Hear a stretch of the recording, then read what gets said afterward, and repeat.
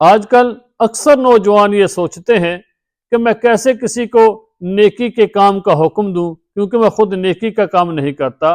میں کیسے کسی کو گناہ کے کام سے روک سکتا ہوں، کیونکہ میں خود گناہ گار ہوں۔ میں کیسے کسی کو نماز کی دعوت دے سکتا ہوں، کیونکہ میں خود نماز کی پابندی نہیں کرتا۔ میں کیسے کسی کو روزے کا کہہ سکتا ہوں، کیونکہ میں خود روزہ نہیں رکھتا۔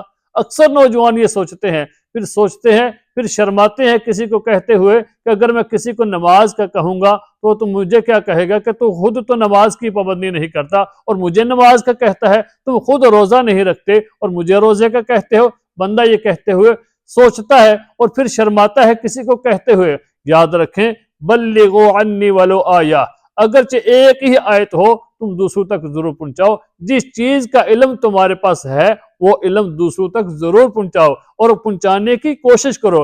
ہر امت کے فرد پر اپنی حیثیت اور طاقت کے مطابق دوسروں کو نیکی کا حکم دینا اور برائی کے کام سے روکنا یہ لازم اور ضروری ہے۔ اور رسول اللہ صلی اللہ علیہ وسلم نے فرمایا، مجھے قسم ہے اس ذات کی جس کے قبضے میں میری جان ہے، فرمایا تم ضرور ضرور نیکی کے کاموں کا حکم دو اور برائی کے کاموں سے روکو، ورنہ قریب ہے کہ اللہ تعالیٰ گناہگاروں کے ساتھ تم پر بھی عذاب بھیج دے، اور اس وقت تم اللہ تعالیٰ سے دعا کرو تو تمہاری دعا قبول نہ ہو۔ تو ہمیں اپنی حیثیت اور طاقت کے مطابق دوسروں کو نیکی کا حکم بھی دینا ہے اور برائی کے کام سے بھی روکنا ہے۔